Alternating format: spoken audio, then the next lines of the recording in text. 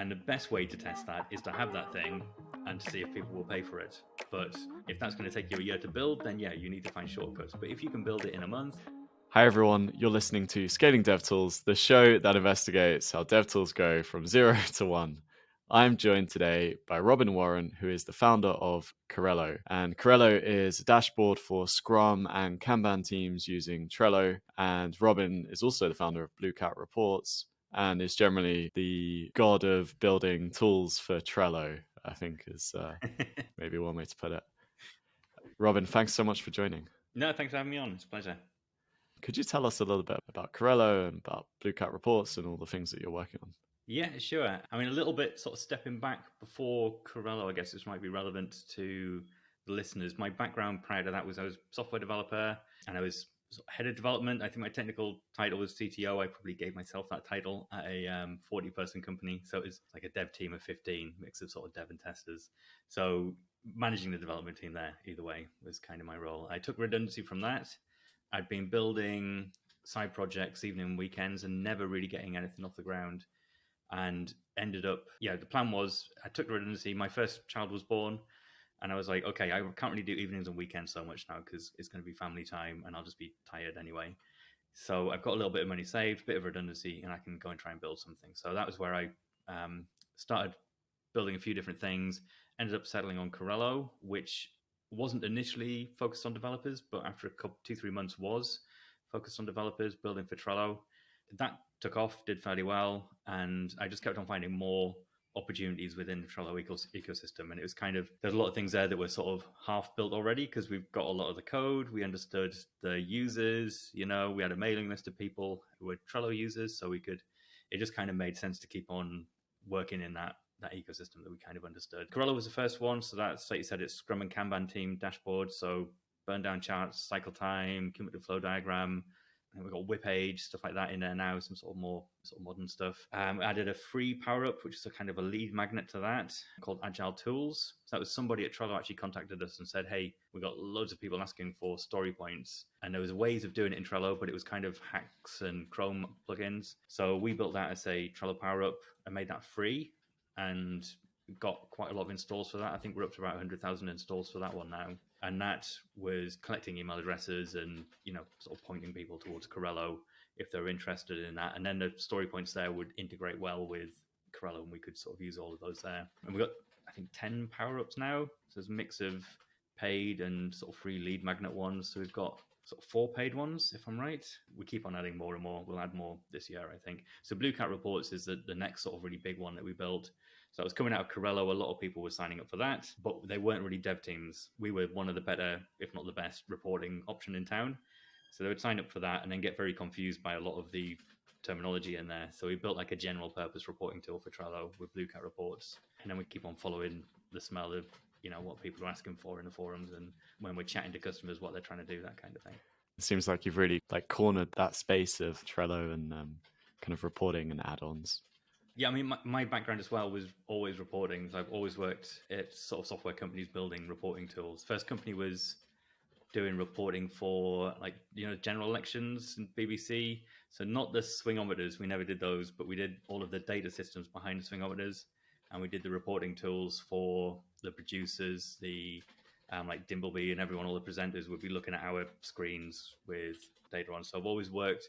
And then the previous company just before this was, I was there about 11 years and we're doing reporting systems for public sector performance management. So I've always kind of worked in reporting. So I knew what works and what doesn't work, basically. I was going to talk about it in more detail anyway, this article that you wrote called 0 to 1K MRR in 57 months. And in that, you kind of talk about your journey and all the different things that you built from like a word search generator to like, like some job finding tools. It's interesting that you landed on something that was like much closer to the skills that you've been building over those last, like your whole career, I guess. It was random chance, but it was also slightly, it's the sort of look surface area idea.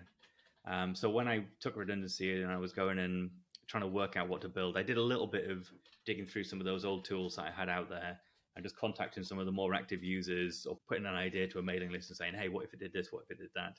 And just tried a few things just to see if I could get any of them off the ground. But I was sort of pretty militant on that as well. It was, it was like a week maybe on something and doing everything very manual. And if it wasn't showing any interest from people, it was like, well, I'm not going to carry on with this, because at that point I was just spending, I don't know, £2.5 grand a month for me and the family to stay alive, but not bringing any money in. So you really feel the pressure to start bringing some cash in.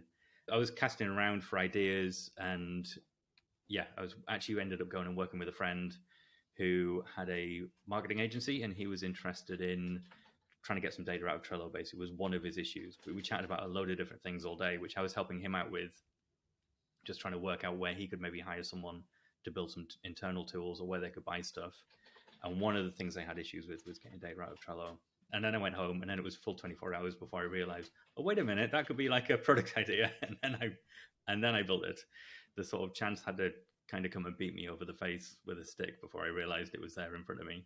I was putting myself in the area to be lucky at the time, if you know. Yeah, and I guess like they considered you as someone that probably knew how to solve this problem. Yeah, I mean, he didn't come to me with that specific problem. It was more he was kind of looking to hire someone to be the tech person within his business. And I'd said I wasn't interested because I just left a job and I wanted to do my own thing. But I said, let's look through, what you would get that person to do, and then I can just tell you what, from a sort of lead developer kind of point of view, what of those things just aren't solvable by technology, what you could just buy something on, what is an interesting problem you could actually get someone in. And then I can sort of work out, do a bit of spec work for you, and then you can hire a developer to do the work. Was kind of my pitch. I said, look, I'll just come along and hang out with you for a day and do what a lead developer would do for you, so that maybe you can hire someone a bit more junior to do the work, which ended up not going anyway. I think they decided they didn't want to go that route anyway. But one of the things they were talking about was the sort of Trello idea. So it wasn't necessarily coming to me with a pitch of saying, hey, could you build this? It was quite tangential, really, that it sort of came out. Yeah. So not something anyone can replicate, I'm afraid. Saying that, I think one of the things I thought after that, and after that had kind of worked, was if I wanted to get ideas again, I would potentially go to meetups for marketing teams or, whatever kind of teams, and just chat to people over the evening and say, hey, look, if I said that you could have a free developer for 2 months, what would you get him to do? Because a lot of people in their companies do have issues that they need resolving, that they think, oh, a developer could probably fix this. And half the time, it's possibly something a developer can't fix. That way of framing it to them, it's like, hey, if I just said I would do free work for you for 2 months, that's a good software developer. What would you have me build? If you go and ask a software company that, they'll just tell you to build their product. But if you ask I was going to say real estate agents, but that's not the UK term, is it? What do you call them? I've been spending too much time with Americans. You go and talk to cafe owners or whatever, you will find something in their business which is a technical problem. And somewhere along the line, you might find a problem which is worth £30 a month to them or £40 a month, And that actually lands on one of the other interesting points that you raised about building something worth £30 a month or more. And it would be great to kind of hear a little bit about the kind of summary of that 57-month journey and kind of the lessons that you learned. You've read it more recently than me, so you can tell me if I'm getting anything wrong. So, I really wanted to write that blog post, and I was looking forward to writing it when I knew that I was actually going to get to the 1K MRR. Because I don't know if you get so much of it now, but the world I was in then, you were seeing it just seemed like all the time everyone was like, oh, we launched something, we were up to 1K MRR in a day or 3 days, or, it's like, look at us, aren't we great, And I didn't know many people who were having that kind of success, to be honest. It's a slog, and some people were slogging and never get there. Not guaranteed, no matter how good you are or how good the product is, all this kind of thing. It's really tough, and it does take time. But yes, I was going through. I was building a lot of different products, and one of the things I was doing was trying not to make the same mistake more than once or twice. So with each product, it was like, okay, this, so one was this word search generator. I think Patrick McKenzie had his bingo card creator. I was like, well, what about word searches, for schools, same kind of thing. And I can use a lot of the same marketing tactics. Yeah, at the end of that, it was from chatting to a few teachers afterwards, it was like, yeah, teachers are buying this out of their own budgets, out of their own pocket, basically. There's no real interest. There was a load of free alternatives that they could just go and download and get sort of worksheets. So I think that part of the idea was like, no one's got this problem in a recurring fashion. I can't remember all the other products I was building, but it built up over time. And the rules I was kind of setting for myself as I was evaluating ideas were, it needs to be a problem which is a recurring problem for them. And you see it sometimes, people launch something and they have a kind of SaaS pricing on it, But the recurring problem they're solving is that they want money every month, not that that customer has got that problem every month. They're wondering why does my backup tool or download something tool is like, no, everyone subscribes for 1 month and then cancels, my churn's through the roof. It's because it's not a monthly recurring problem for those people.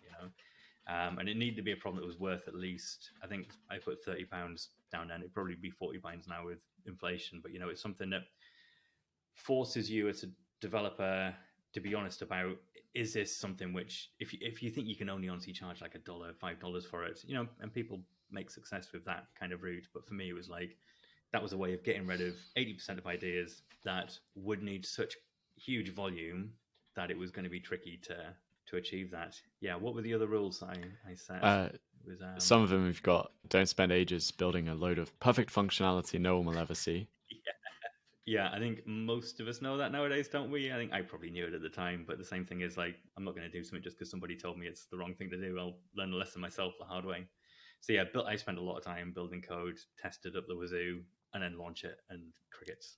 And it's like, well, that was a bit pointless, wasn't it? I still slightly stand by building things rather than, a landing page and build an email list, this kind of stuff. I think, ultimately you're trying to test the theory that if this thing existed, people would pay you money for it, and you could find sufficient quantities of people that they would pay for it, that it would be worth your while to keep on running as a business, right? And the best way to test that is to have that thing and to see if people will pay for it. But if that's going to take you a year to build, then yeah, you need to find shortcuts. But if you can build it in a month or 2 weeks, is it better to build just a landing page? Because a landing page doesn't truly test whether people will pay for it. It tests whether people would sign up and give you an email address on a landing page. If you want to do prepay, or if you want to build a small version of it, well, that tests if people would pay for a small version of it. It doesn't necessarily rule in or out whether they would pay for the final thing. And it's especially hard. I mean, I was sort of thinking earlier, especially hard early on with a product, because until you've built it and talked to the market, you don't necessarily know what it is you need to build. I sort of going to microconference here, and Steliefti talking about what his expected conversion rates are from like how many phone calls he needs to make to get how many demos to get a customer. And I think it's like, it's like 100 calls to get 10 demos to get 2 final demos to get 1 customer. But that's Steliefti for one. I'm not Steliefti, so I'm not going to be as good at sales. He's selling a product that he knows exactly what that product is and what it needs to be. They got their market positioning worked out, and they know how to explain and sell that product to people. Early on, you don't know what the product is because you're still trying to work out what it needs to be, and you don't know how to sell it because you don't know what it is yet. So your conversion rates are going to be so abysmally low. I mean, obviously people do have success with it, but the closer you can get to having an actual product people can use, and then you can have that conversation with the market through them working with that. This, agile approach of working software over contracts and that kind of thing is. I'm still sort of a proponent of that. If it doesn't mean disappearing for months and not talking to the market, There's a lot of talk about move fast, like build things, test things, but then when it comes to actually like looking at the reception and kind of thinking, is this good or is this not good? Yeah, no, and I mean, I've been lucky as well in that, after the first year, the Trello Power Up directory became open to third-party developers, and that was when business growth really took off for me. So products we've launched since then, we haven't had to do a lot of this kind of going and finding people and having conversations. We've built products that we knew there was a market for because we're already talking to people about it. And we've launched it into a marketplace where we are guaranteed a certain amount of signups every week anyway, without us having to work at the marketing at all, basically. So, and then we can have those conversations with people. Whereas if I was starting again from blank, I mean, I would still be in the same confused, struggling position I was then. I think it's just really hard to find people and know what you should be saying to them about this product to get them interested and find out, what it is you actually need to build. So I want to ask you about Trello's marketplace and like how that's been, but I think that'll be the next question of what was it like when you first launched Corrello, and like what did you build? How did you find those first customers and kind of assess it was a good idea? So the first thing was Corrello was a tool for agencies. So this is based on my friend's agency. They had a board for each client. I think there's only 2 or 3 of them in the company, and then a lot of freelancers writing content, basically. And they were finding that every week freelancers were missing tasks on their Trello board, and they needed to go and find them and chase them and make sure that content was getting done and pushed out in time.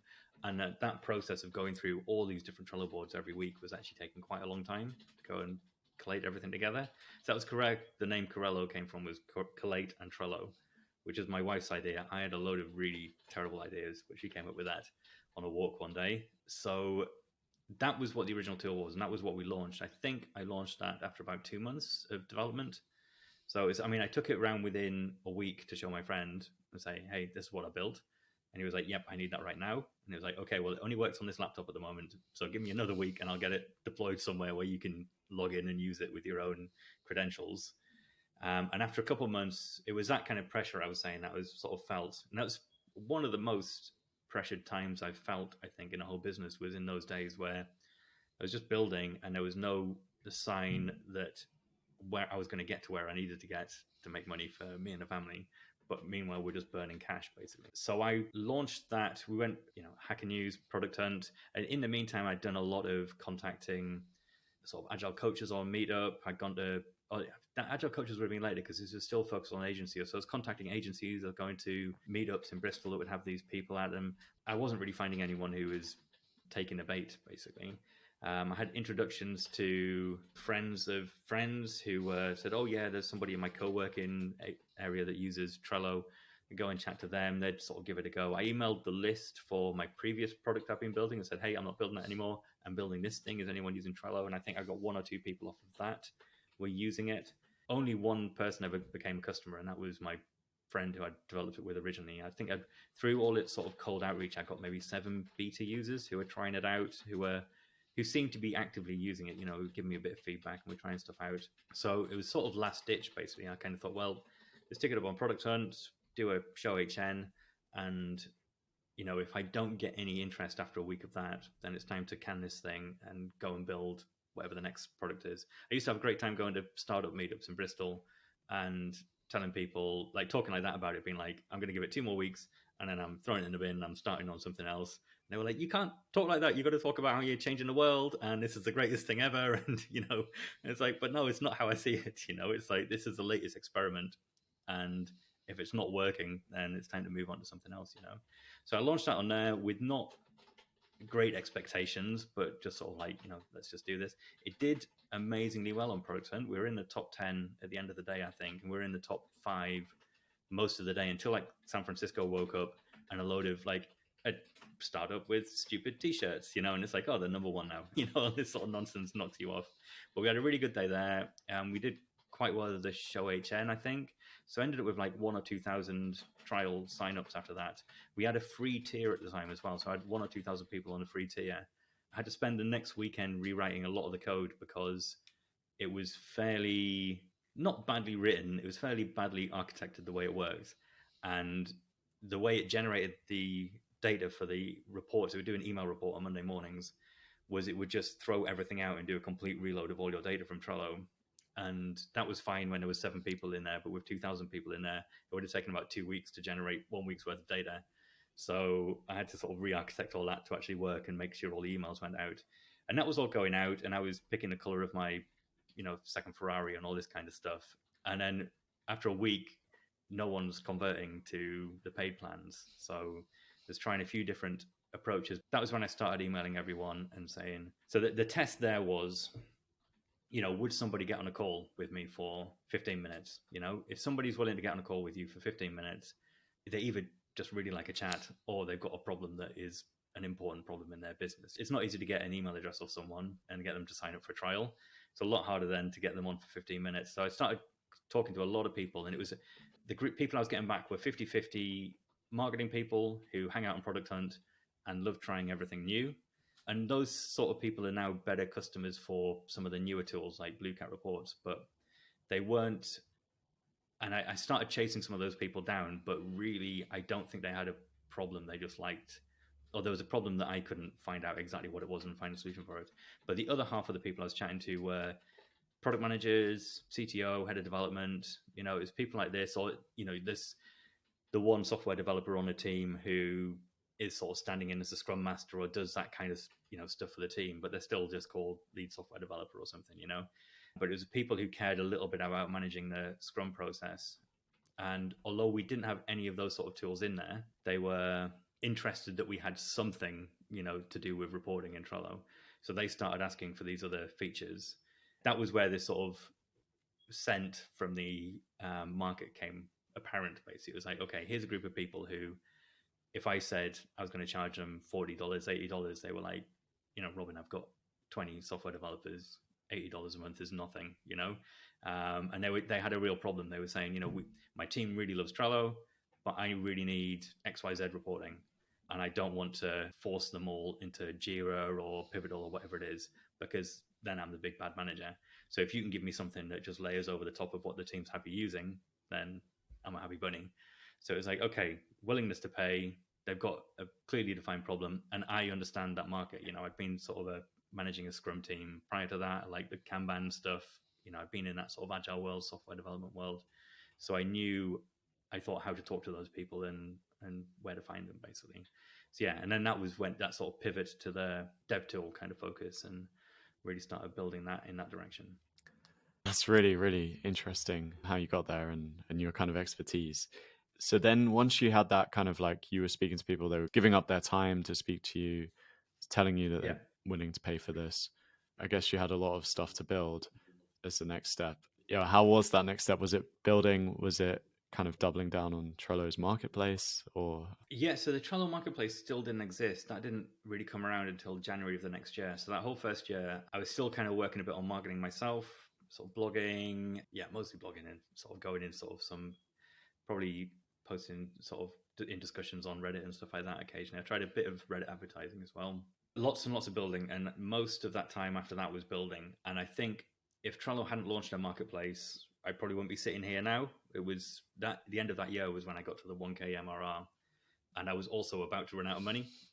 So I was actively looking at potentially getting a job. And then the marketplace came out and stuff started ticking up. And I think, the business would have kept on ticking over and making a little bit of money, but it would have ended up being a nice, profitable side project rather than a business that could stand on its own 2 feet. Building stuff, luckily, what seemed to happen was somebody would come in and say, like, even nicely, they would say, it'd be great if it did X, Y, and Z. And that would be X, Y, and Z, cycle time. And I'd be like, great, makes sense, Or they'd be really pissy and they'd say, I can't believe you're trying to charge $30 for this and it doesn't even do cycle time. And I say, that's a great point. Let's do cycle time. And I build that for 2 weeks or a week or 2 weeks. They would become a customer, and then the next person would come in with a sensible requirement. So I was never completely overwhelmed with trying to build too much at once, but there was a constant sort of obvious priority list of stuff to work through that made sense. I was just adding this chart, that chart into the product. Basically, it wasn't the greatest time in terms of code quality, I would say, because I was building quite quick to get stuff out. I was working from home, wife and my sort of 6-7 month old daughter at the time.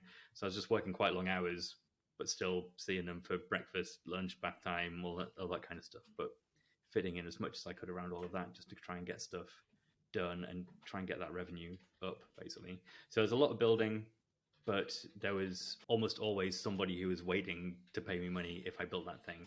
And then it's that sort of SaaS ramp of death, I guess. You spend 2 weeks building something and you get another $40 to $80 a month for it. So it takes a lot of those before you can afford your mortgage, basically. You mentioned the marketplace kind of came in and helped. Yeah. I know there's like a lot of like advice sometimes given that, like, especially indie founders, that marketplaces are a really good way to. Could you talk a little bit about like what it's been like? It's a free marketing channel that almost anyone else in the world can get into as well, though. So it's not guaranteed you'll get a huge amount of space in there. But I was lucky in that I think when they launched it, there was 7 free third-party power-ups in there.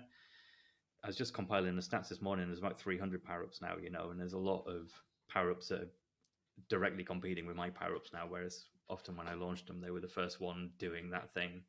So if you can find a marketplace that you are early into, that is great. It's good that Trello have been actively pushing the marketplace and they see the power-ups as a useful thing for their customers to have. So they have continually tried to put the power-ups more and more in front of their customers' eyes, basically. Whereas, I think like Stripe's got a marketplace. I use Stripe a lot. I've only seen a marketplace because I've gone and looked for it. There's nowhere in Stripe saying, hey, why don't you click here and install this thing or install that thing or check out our, then they don't seem as keen on pushing it. I mean, I don't know anyone who builds in the Stripe marketplace, and maybe they do brilliantly off of it. I mean, Stripe's so huge. Maybe that works to the counter. But yeah, it's useful checking, is this marketplace promoted by the platform in any way? But I mean, apart from that, it's a case of listing it in there, making sure it shows up for search, and yeah, just working with the trials you're getting in every week, basically.